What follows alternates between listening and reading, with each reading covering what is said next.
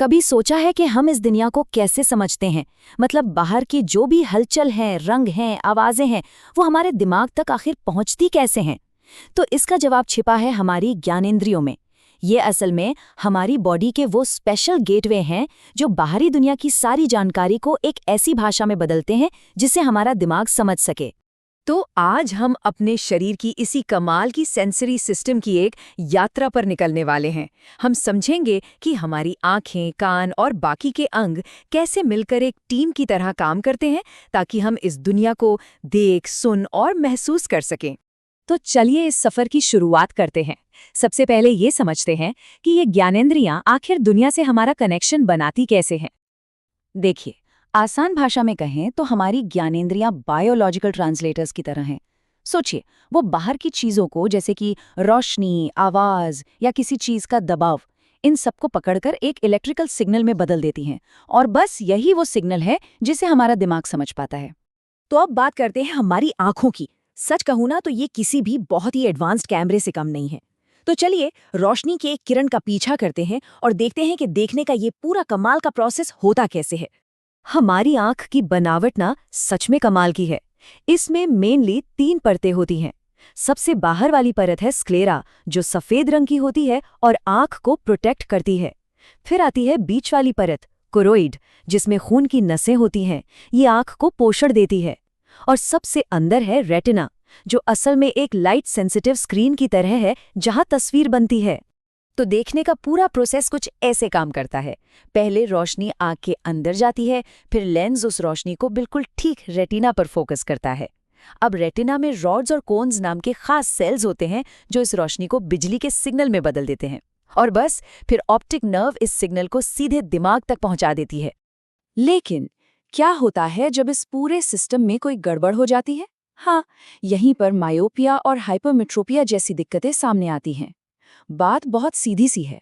अगर रोशनी रेटिना पर एकदम सही जगह फोकस नहीं हो रही, या तो थोड़ा आगे या थोड़ा पीछे, तो बस चीजें धुंधली दिखने लगती हैं। तो आंखों की दुनिया से अब आगे बढ़ते हैं और बात करते हैं कानों की। चलिए अब एक साउंड वेव यानी ध्वनि की लहर की सवारी करते हैं और देखते हैं कि बाहरी दुनिया की आवाजें हमारे दिमाग तक कैसे पहुंचती हैं। हमारे कान के बीच वाले हिस्से में ना 3 बहुत ही छोटी छोटी हड्डियां होती हैं। इन्हें ऑसिकल्स कहते हैं और ये हमारे शरीर की सबसे छोटी हड्डियां हैं। इनका काम एक लिवर सिस्टम की तरह है, जो कान के पर्दे से आने वाले बहुत ही हल्के वाइब्रेशन को कई गुना बढ़ा देती हैं।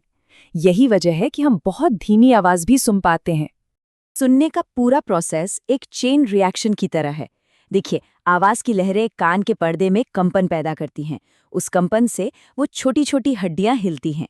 फिर वो हड्डियां कान के अंदर के लिक्विड में लहरें पैदा करती हैं और आखिर में ये लहरें नर्व सिग्नल्स में बदल जाती हैं और बस दिमाग इन सिग्नल्स को आवाज के रूप में पहचान लेता है। और हाँ, एक और बड़ी दिलचस्प बात है।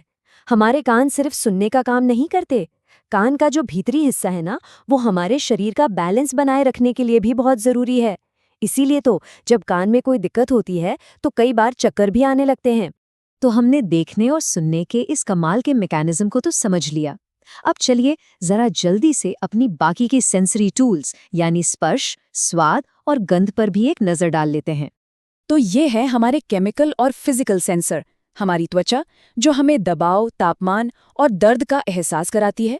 हमारी जीभ, जिस पर हजारों टेस्ट बड्स हैं, जो 5 बेसिक स्वादों को पहचानते हैं: मीठा, खट्टा, नमकीन, कड़वा और उमामी। और फिर हमारी नाक, जो हवा में घुले हुए केमिकल्स को पहचानकर हमें गंध का एहसास कराती है। ये तीनों मिलकर हमारे एक्सपीरियंस को और भी ज्यादा रिच बनाते हैं। तो अब तक हमने अलग अलग ज्ञानेंद्रियों की बात की, लेकिन सवाल ये है कि ये सब मिलकर एक साथ कैसे काम करती हैं? और यहीं पर कहानी का सबसे बड़ा हीरो हमारा दिमाग पिक्चर में आता है। जरा सोचिए, ये सारे सिग्नल्स देखने, सुनने, छूने के हर पल लगातार दिमाग में पहुंच रहे हैं।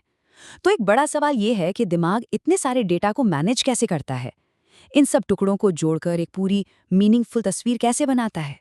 तो इसका जवाब ये है कि हमारा दिमाग सिर्फ एक रिसीवर नहीं है जो चुपचाप सिग्नल लेता रहे। नहीं, वो तो एक मास्टर कोऑर्डिनेटर है।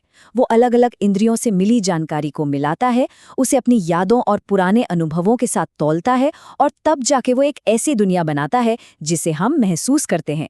यहाँ तक कि खतरे को भांपकर ये हमें सोचे समझे बिना ही एक्शन लेने पर भी मजबूर कर देता है, जिसे हम रिफ्लेक्स एक्शन कहते हैं। और ये पूरी बातचीत हमें एक आखिरी सोचने पर मजबूर कर देने वाले सवाल पर लाकर छोड़ देती है।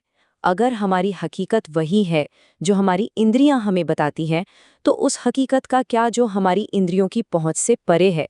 मतलब हमारी सेंसरी लिमिट्स के बाहर कौन सी दुनिया मौजूद हो सकती है?